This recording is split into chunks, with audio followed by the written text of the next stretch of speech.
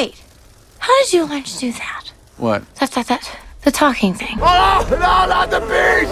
Not the bees! Honeybees are the only bees that will die after stinging a human, losing parts of its abdomen and digestive tract, plus muscles and nerves along with its stinger.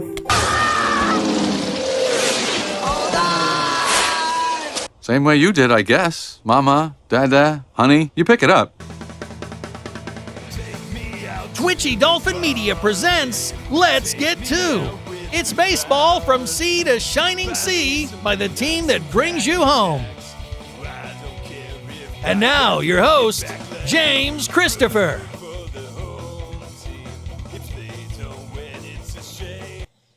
And welcome to Let's Get To. I'm your host, James Christopher, and if I sound just a little bit allergy-ridden, it's because, well, I think the city of Austin has decided to try to kill me because, as you'll probably learn a little bit about in this episode, we've been looking at places to live in Salt Lake City.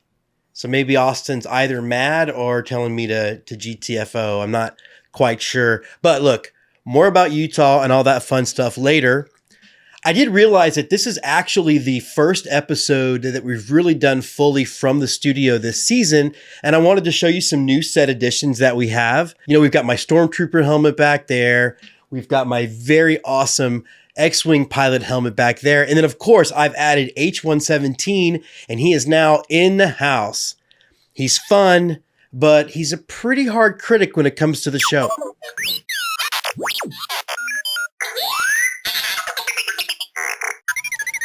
All right, everybody's an expert, I guess. And back to Utah. So recording this on Father's Day, so forgive me if I get a little wistful. And in fact, this episode about our trip to Salt Lake City was also about our big family trip. It was a great baseball experience with the best people at a great venue. And again, it was our chance to hang out with the grandkids. And this has kind of become an annual thing for us where we get together, we travel, and we go look at some baseball. So it was fun to be with Jordan, Max, and the grandkids. And I'm also, editing the footage for the Bleachers segment, and I'm getting to relive the experience, which I think is so neat, something we all get to do when we're kind of instantly recording our lives. There's a lot of annoying parts of that, but this is pretty fun. So what I want you to imagine is the mountains of footage. We shoot at the ballpark for about an hour and a half worth of actual stuff. And then we take all that stuff and we make it into something kind of amorphous. And hopefully we're able to turn it into a thing that's compelling or funny if that's the appropriate tone. But we try to keep it thoughtful and moving and reflective on our baseball experience, or at least something comprehensible, unlike sometimes shooting the show. And there's a lot to love about the Salt Lake Bees experiences that you're going to see in the next segment. It really is the hometown team of Salt Lake, and even though they're looking at moving to a new ballpark, and I'm sure that ballpark is going to be great, and I'm sure that energy will stay with them, this ballpark is still something worth talking about. But I kept fixating on a lot of the pictures of my daughter and her future husband, and then my two grandkids, and then the joy in their faces at being at a ballpark. And there's all kinds of stuff of the family, from rolling down the hill and then the kids convincing their dad to do it, which, hilarious.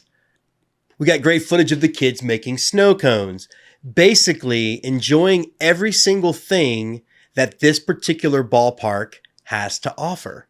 That's why minor league ballparks are set up the way that they are. Now, there were so many relationship dynamics on hand. There was the relationship between myself and my daughter. Now, I've not always been the best at telling her how much I love her, how amazing I think she is, and I will fully admit that to you and to her. But I absolutely do love her, and I absolutely think that she is such an amazing person. She's beautiful on the inside and on the outside. And then getting to work on the show with her at the ballpark, it meant the world to me to be able to have those moments. We were creating these fun little inside jokes that we're going to help recall these memories whenever we're talking about these next month, next year, whenever. And then when I'm a little older and some life has gone by, these will be the things that will connect us to this time, in this place, in our relationship. Hopefully I'm not too senile when those things happen. Luckily, I've documented all this. It was also about the burgeoning relationship that I'm having with Max. Now, he's very much becoming a son to me in all the best possible ways. I guess the worst possible ways would be him borrowing the car. I don't know what that means. Now that it's happening at a ballpark, of course, knowing me makes it even cooler. And then, of course, my grandkids. Watching Jordan show them around the ballpark and explain little things to them about baseball and doing it in this way, almost like the kind of mom I wish I had. It's awesome. And yeah, I'm pretty open about the parenting thing, but they don't watch the show anyway. But watching her explain to her kids what should be happening on the field, it's priceless, and it's something that I will never, ever get tired of seeing. That's why I know baseball is going to be a part of our lives for a while. And then watch their dad goof off with them and be the kind of father that, again, frankly, I didn't have and kind of wish I did. The kind of dad who's not worried about what it looks like to roll down a hill face first. And then getting to watch Jessica turn into Jamma and get bathed in all the love from those kids. It's really a head over heels kind of thing. And Jessica already has the best smile on the planet, and it gets better when those kids are around. And then Braxton and I and Lulu and I, truly some of the happiest times I'm having these days. They never cease to amaze me with their brilliance and their heart and their sweetness. They are fun and creative kids, and I know that everybody thinks their grandkids are, but mine are the most fun and creative. You don't have a show about them, so there you go. Now, maybe as much as anything that's really cool watching develop is Braxton and Lulu's relationship as siblings, and watching how, because of the baseball game, they have a little bit more room to be free, how they take care of each other. They're so sweet to each other. Braxton looks out for his little sister with so much compassion and gentleness, most of the time. And Lulu really wants to be like her big brother. Now, these moments formed on a berm, rolling down a hill with tongues turned purple from Dippin' Dots and, let's be honest, who knows what else stuck to their faces. It will always be a thing that sticks with me, and I hope it sticks for them for the rest of their lives. They're buddies, and I hope it stays that way because they're going to have a relationship like Nathan and Jessica, and that's the best type of sibling relationship to have.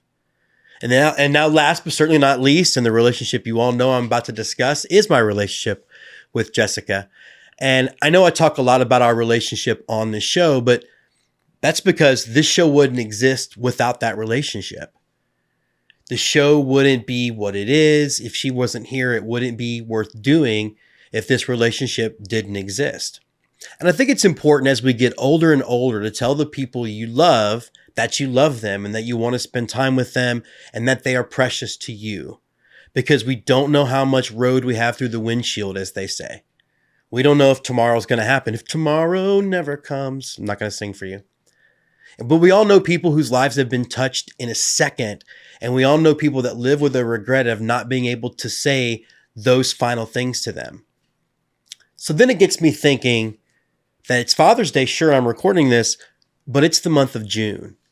It's June, and that means it's Pride Month, the month where maybe some of you have turned off this show. Go for it. But it's also the month where every social media manager in minor league baseball waits for the barrage of angry Facebook and Twitter tweets the minute that they change the logo to their Pride variation. Really, you could set a clock by it, and it's pretty gross. Now, Pride works on two different levels when it comes to minor league baseball. Yes, there is absolutely a business aspect of it. It is trying to grow their fan base for their team, so it works like any other theme night. The idea is that we can get people into a ballpark for one reason, and then maybe they discover that they like being at the park and they like baseball. It's about getting new fans to the door. The idea is if you introduce them to the greatest game ever invented, hopefully they will become fans and keep baseball going and growing. And it's about making sure that everyone knows that baseball is about love, it's about love for everyone, and it is a place for everyone.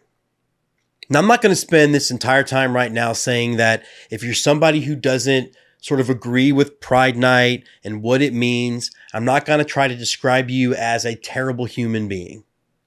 It's not my job to judge you. He'll do that. It wouldn't be fair to me to waste my time actually trying to tell you this anyway, because I think deep down, you probably already know. But the fact is that love is love, and it should be celebrated, and it should be treasured. And I think about all those relationships that we saw at the ball game, all those moments that I just described to you with my grandchildren and my wife and my daughter and my son-in-law. And then I imagine the government saying, you know what? You don't get to have those moments anymore. Those relationships, those memories, they're not for you. And if you do have those relationships, they don't belong at a ballpark. They belong in a closet. It's really what Pride Night is all about. It's for letting people love and celebrate a game and just have some time in a place that's safe. There wouldn't be a month to celebrate it if it weren't a struggle for that community just to be it in the first place. And I know, again, this might upset some people that I'm discussing politics and I'm discussing this. And honestly, if you don't listen to the show again, it's fine. I'm all right with that. We've lost listeners and viewers for dumber reasons, so go for it. But I hope that even if it's not your bag, even if you don't think Pride Night should exist and you happen to end up at a game, that you can at least be quiet and let people light things and let people enjoy the things and let people just feel safe at a ballpark. And if you don't like Pride and you know it's a Pride game, don't go to the ballpark. Go to the movies. It's going to be a busy June at the cinema. We've actually got stuff coming out, so do that. A night like Pride Night or Faith and Family Night aren't taking anything away from you by simply existing. They are simply giving something to someone else. It's not taking away, it's giving. They're helping them find a community, whatever that community is. Baseball's about a lot of things. Community is one of the biggest parts of the game for me. So make sure that you realize that your baseball community, not everybody has to think the same or feel the same or love the same, as long as we're respectful for one another and as long as we all love baseball. On the St. Louis team, we have who's on first, what's on second, I don't know's on third. That's what I want to find out. I want you to tell me the names of the fellas on the St. Louis team. I'm telling you, who's on first, what's on second, I don't know's on third. Do you know the fellas' names? Yes. Well, then who's playing first? Yes. I mean, the fellas' Who's on base. first? The Let's Get To team of the week. And we're back here with our Who's on First segment, but instead of being on first, we are down somewhere between home and third base, but we're getting to third base with Kraig Williams of your Salt Lake Bees. He's the Director of Communications. Kraig, first of all, thanks so much for having Let's Get To out here. Thanks for coming out, man. Appreciate it. This has been a really great experience. It's been the ultimate in baseball experiences. But before we get to that, your path to get here is a little different. So how did you end up being, again, a kid like baseball, and now all of a sudden you are, not all of a sudden, but you're working for your hometown Bees? Yeah, so I grew up in Salt Lake. So my dad's company had season tickets when the Salt Lake Buzz moved here in '94. I was up in section 104. Came to like 50 games that first year. I was here with my Leonardo Ninja Turtles mitt every night.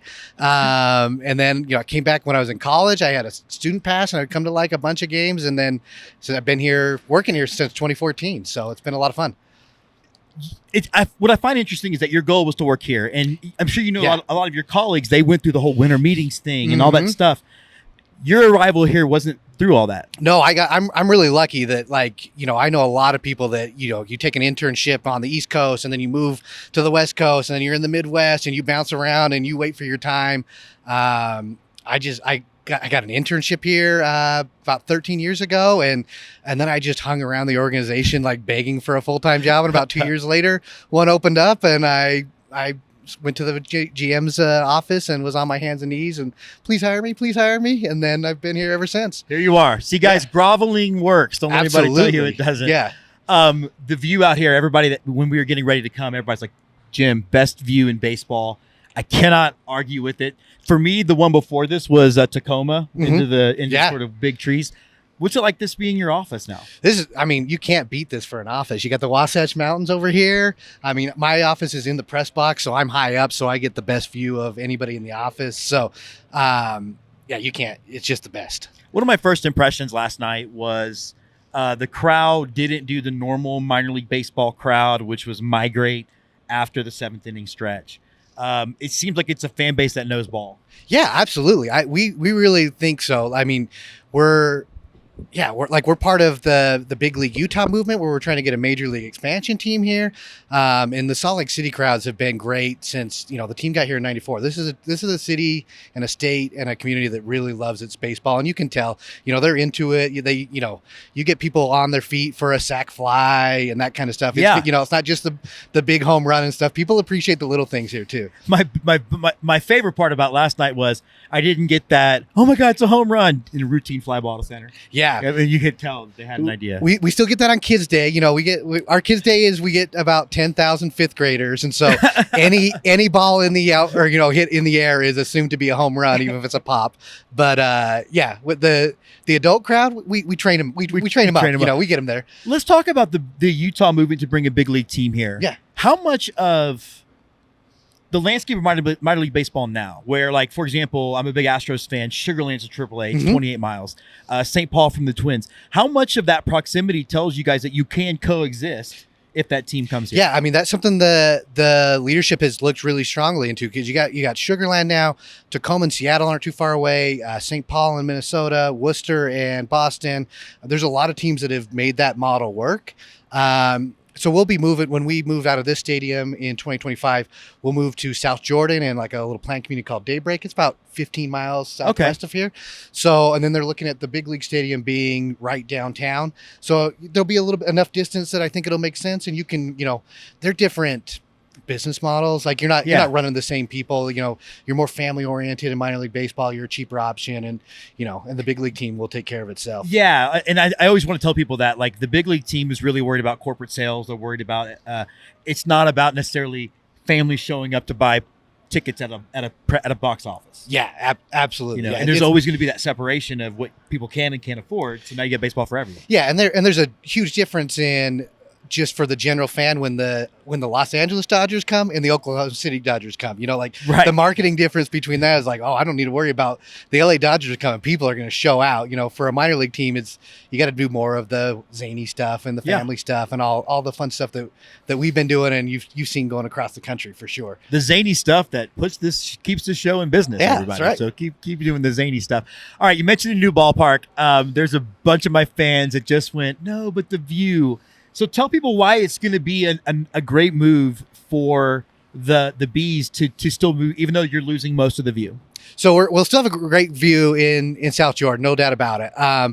So one, it allows us to do this major league thing. It really opens us up that the minor league team is not so close. Yeah. Another great thing is for Salt Lake City and Utah, the southwest portion of the valley is like a really growing market and a growing area. And they have all this undeveloped land out there that they're working on. So we're going to get a real nice downtown entertainment complex down there. What I've heard from the ballpark, they're still working on renderings and things like that, but it's going to be first class facility. I know they've been like the group's been to Vegas, which is a great facility. And they're like, we're going to blow Vegas out of the water. Like, we want to be the number one top minor league stadium in the country. So, we give out awards on this show. Yeah. Oh, okay. Yeah, we do awards every year. So you'll be up and running. We'll be fishing for it in 2025. We'll be out here to check it out. I'm putting us out there early. There you go. Yeah. Stuff in the I ballot think you box. and Richmond will both have new houses in 2025. So, all right. So a little bit looking for the rest of 2023. School is finally out. You're about to hit to a sprint, and what you're doing. What can we look forward to at the ballpark for the rest of the spring? One of my favorite things that's coming up that we've been working really hard on is on June 24th, we have throwback night for the Salt Lake Occidentals, which is an all-black baseball team that played here from about 1906 to 1913. So during the 1908 season, Utah had a 4-team league, Salt Lake, Ogden, and a couple other teams. One of the teams folded midway through the year, and they didn't know what they were going to do. They all played the Occidentals, this black team, for, on weekends they weren't playing league games. They played for side bets. So they joined them into the league despite some protests. It was 1908. We weren't in a great spot as a country. The next year they joined from the start of the league, and they went something like 106-13 over the year. They weren't allowed to play. They were not screwing around, man. They blew everybody out. They beat everybody in that league championship. A few other cities in the state were like, no, we're the true state champion. We won our area. They killed all them, and then they went and barnstormed California. Oh, fun. And they were beating PCL teams at the time, like the Los Angeles Angels, the San Francisco Seals. They were playing matchup games against them. Really cool piece of history that's not a really well-known piece of history. Yeah. So we're really excited that's been something we've been working on since like 2019 or so, that we've been trying to There was a little interruption there. Yeah, and then we had COVID, and then we tried to do it last year, but we didn't get the legal rights in time with MLB. So like this year we got it all straightened out, and we're really excited. It's gonna be a really great night. It's one of my favorite nights coming up. It's part of one of the new initiatives in minor league baseball, Yeah. the 9 initiative. Yep, it's part of that. I guess explain why that matters. I think everybody knows why Jackie Robinson Day matters in the MLB, but Yeah. why does it matter to minor league level? Well, I mean, like it's like the diversity of baseball players. Like we should be celebrating where all these players come from. We've done so well with the Copa initiative that MILB has done, and we do our Vejas nights, and they're really great. And it's just like that next level of like let's salute this African American population and find these stories and tell these stories about teams that you haven't heard of, or they're lost to history, or Negro Leagues throwbacks and things like that. All such an important piece of baseball history. Baseball history is American history, and it's a real good chance to celebrate those pieces of history and really educate people and celebrate it and salute it and have a really good time at the ballpark doing it. I love that. And it's funny because, during the pandemic when we weren't sure, we did end up going to a lot of games, like wood bat leagues and such we're playing, but we decided that we were going to take our dog Vader to all these ballparks to take pictures of him. And I just on a whim looked up. I didn't know Austin had a Negro League team. They did. I didn't know that the ballpark not only is still standing, but they're playing in it historically black college. So cool. It's kind of neat that this wooden ballpark's been there for now almost 100 years. All right. Now we're going to play a little bit. Okay. Three questions. Okay. Clear your mind. Wait, Not necessarily set up? baseball All right, ready. all right, Get all right. ready. Get ready. All right. First things first. There have been a myriad of new rules put into baseball, beginning with the ghost runner up to now. Okay. Which of those rules do you think needs to go? Which one needs to go that I don't want to see anymore? Yeah. Oh. Let's see. I love the pitch clock. Very pro pitch clock. I think that has been an excellent addition. So that's definitely staying. I don't love the ghost runner at the major league level, but I do find it okay at the minor league level where, when we go an 18-inning game, there's not 15 relievers coming up from another level to save us. Exactly. What else? I've actually really liked most of the new rules. I like the robot umpire. I like our ABS system. And I love how y'all do it where I think the appeal system is the way to go. So we were full in the PCL. We were full ABS last year. So every game was robot umpires. And I was pretty I did. Yeah. And then we did a couple games like, oh, this is actually pretty good. And then we were like, okay, you're going to do challenges on weekends. And I was like, why don't we just do the thing that's working? And then we've done the challenges like, oh, that's pretty good too. So man, I don't know. My big one is I hate the throw over rule. I don't mind that one either. I'm gonna say get rid of the ghost runner. I guess. Okay. Because I would like it to not be in the major league. So if I got to sacrifice in the minor leagues to get rid of it in the major leagues, that's my one take. But I like I said, at our level, we haven't got all the there's some of the wackier stuff that goes down a little bit. They try some of the more far off stuff in the lower levels, and our level, I think most of the stuff they've given us has been really good and really liked it. I know there's we covered a league. It was one of those pocket leagues in 2020, and their extra innings was basically a home run derby. Oh, it was almost yeah.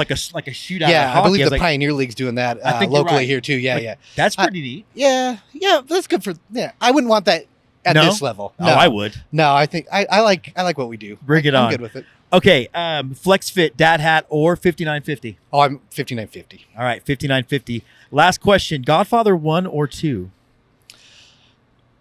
Is this the part where you tell me you've never seen them? I've seen Godfather 1. It's been like 15 years. I'm not sure I've seen Godfather 2 all the way. All right, am I kicked off the show? What we're going to do is we're going to bring you back on in September when we wrap up your season, and you'd have to have seen when I have free time to watch both of those two movies again. All right, he is Kraig Williams with your Salt Lake Beast. Thanks so much for being on Let's Get To and welcoming us out here. James, I really appreciate you coming out. It's been a lot of fun.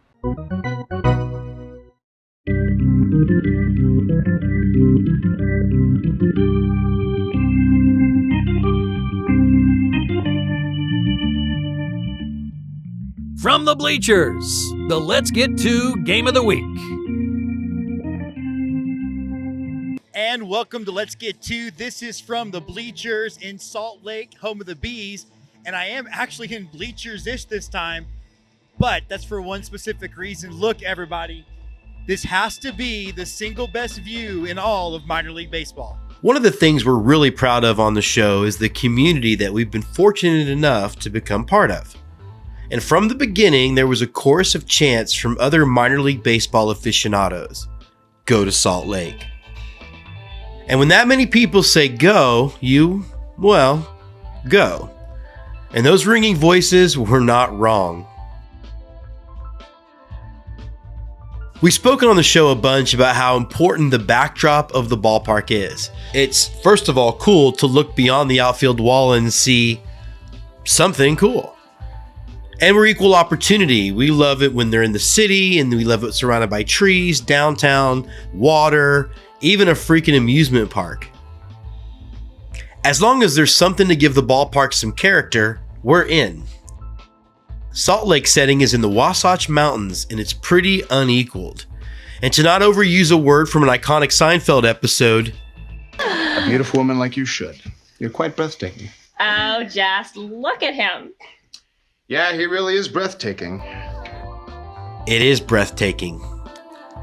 Now, what's neat about the mountains, besides how awesome they are, and I do promise to find other words to describe them than just awesome, is that everywhere you look, you see them.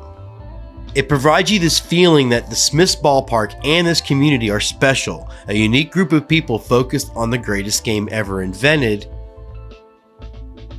and that to be part of this community is equally as special. The minute you walk into the ballpark, you get a pretty quick idea of both the personality of the Bees organization and their fans. From a drive to help those in their community to overcome some difficult times, to a really cool pride-themed K on the wall. You get a real look into everything that makes up this town and this town's heart. They put their best foot forward in the outfield. Now, there's nothing more iconic in minor league baseball than the outfield berm, and the berm in Salt Lake is bigger than most, and it's lined with picnic tables on top that provide the perfect laid-back atmosphere. You sit back with an adult beverage and you let your kids wear themselves out, running up and down the berm, rolling down the berm. However one can get up and down a berm, you can do it in Salt Lake. And with our grandkids, up and down they rolled, up and down, then they ran, and up and down. And between that and the playground behind the outfield, it's a great place to let kids be kids. And, hence the adult beverage, let adults be adults. And then sometimes the adults will be kids too. Anything goes in Salt Lake. They also have a really cool train that travels the outfield, and this train has the tightest turn radius ever. Seriously, it turns on a dime. You got a great selection of food with a lot of big variety. When you can have more than one hot dog place and your party is split over which one is better, that's an all-around great sign. I, for one, like J-Dogs. That's just me. And then you got the ice cream. It will be mine. Oh yes, it will be mine. And yes, it was mine.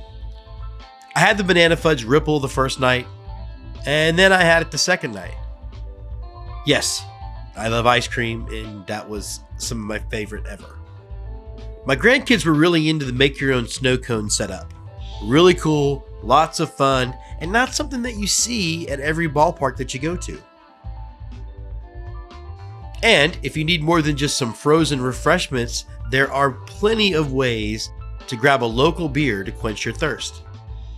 And of course, this wouldn't be a Let's Get To show if we didn't talk merch. This is a really great brand, and to hear more about the logo and the branding, let's toss it over to Paul Caputo, our branding guru. The origin of the nickname for the AAA Salt Lake Bees traces back a couple thousand years to the biblical land of milk and honey. Utah's Mormon settlers called the state Deseret, a word from the Book of Mormon that means honeybee. It's the reason the state uses beehive imagery everywhere, from highway signs to a sculpture in front of the Capitol. The current baseball franchise in Salt Lake City debuted in 1994 as the Salt Lake Buzz after moving from Portland, Oregon. The team's nickname and teal logo, because it was the 90s and that was the law, were popular, but the team was forced to change for reasons beyond their control. Georgia Tech had trademarked the nickname Buzz, for their own team mascot and eventually filed a lawsuit against the baseball team's owners. After the demise of the Salt Lake Buzz, the team had a Name the Team contest, which resulted in another bee-themed nickname. The Salt Lake Stingers debuted in 2001, the same year the team switched parent clubs from the Twins to the Angels. From 2001 to 2005, the team went with a logo that was, to be honest, not that good. Then new owner Larry Miller set about changing the name to the one he remembered from his childhood, the Salt Lake Bees. It's a nickname that other teams in the city had used off and on since 1915. The Bees' mascot is Bumble, who usually bats right-handed, though there is a rarely used left-handed version. Strong colors, a clean look, and a nickname with a strong connection to place makes the Bees' identity a good one. Dare I say, the Bees' knees. Thanks, Paul. To follow Paul and his show, just click the link in the bottom of this episode. It was the best possible visit, so much so that we stayed for 2 games. Only one note. When you have a super cool alternative jersey on the field, you should have some super cool alternative jerseys in the team store. I spent a lot of time on eBay, guys. I was like Indiana Jones looking for that thing. That's a small criticism and honestly, tongue buried fully in cheek, but it was beautiful. Our family enjoyed their time at Salt Lake, one of those baseball experiences that won't be equaled. And you, gentle listener, have a little bit of time to get out to Smith's Ballpark and see for yourself. So don't walk, run. See this ballpark before the Bees buzz off to a new space. It will be worth the trip. And as for you, Salt Lake Bees, we'll see you in 2025 when you open the new hive.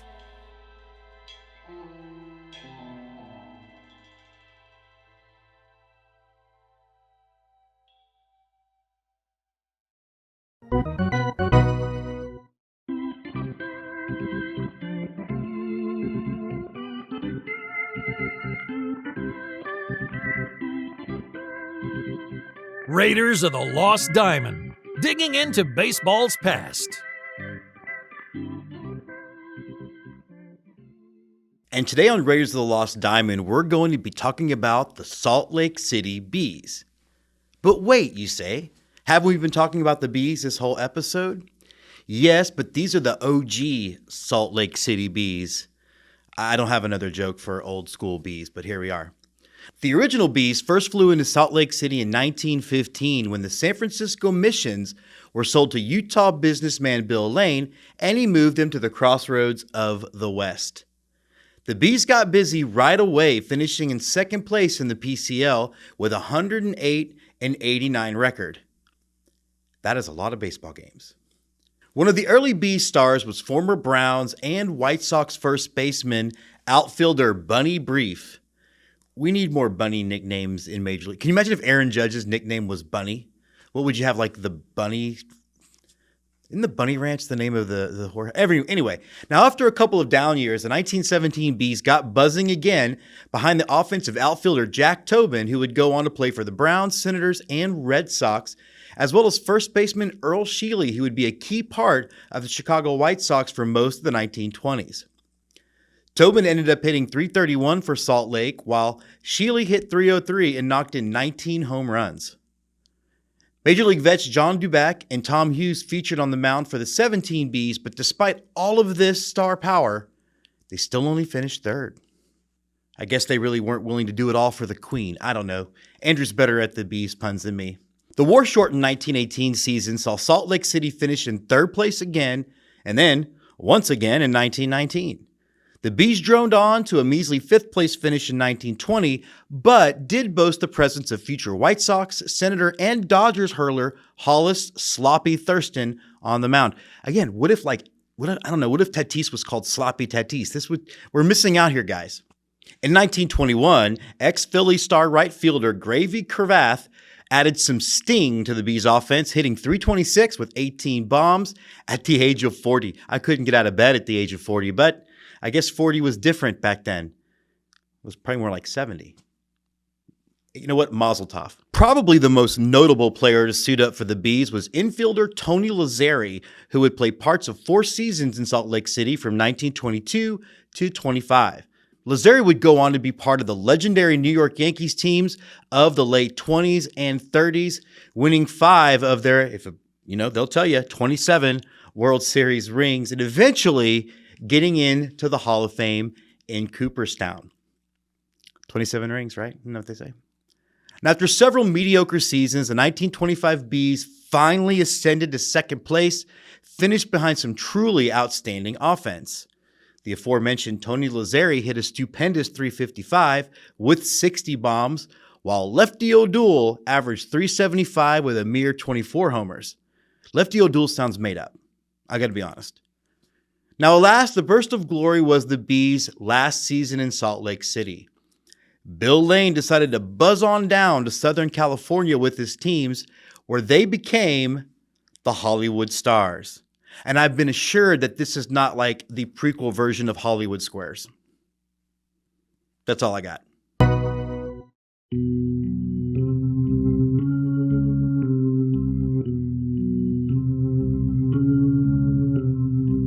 And now, on to close it out, the right-hander from Houston, Texas, James Christopher. So that does wrap up this episode of Let's Get To, where we were here for 2 games with your Salt Lake Bees. Thank you so much to Kraig Williams for having us out. Thank you to Jessica for always supporting the show. Thank you to Jordan for coming on. Thanks to Max for being here. And of course, thank you to Lulu and Braxton. We've got another great show up for you next week where we're going to be visiting with the Idaho Falls Chuckers. We're also going to be visiting with the Rocket City Trash Pandas, the DC Bombers. Basically, we're going to be everywhere. So make sure you're getting out to the ballpark. Summer is in full swing. Make sure you get out there, get you some peanuts, get you some Cracker Jack, and most importantly, let's get to. Let's Get To, presented by Twitchy Dolphin Media. Creative Director, Jessica Bybee-Jedgetts. Written, directed, and hosted by James Christopher. Executive Producers, Andy Tomcheson and Scott McIntyre. Produced by Andrew Nelson, Eric Mertens, Jessica Naster. Commentary by Gary C. Warren, Emily Nyman, Paul Caputo, Ed Rivera. Music by Grace Usselman, On Holiday. All trademarks of the teams covered on this episode are the property of those teams. Look for more content from Twitchy Dolphin Media and the Let's Get To family, including Go-Go Astros, Fanboy76, Yell Fight Suey, Jerseyed, and Unboxed. This has been Let's Get To, baseball from sea to shining sea by the folks who bring you home.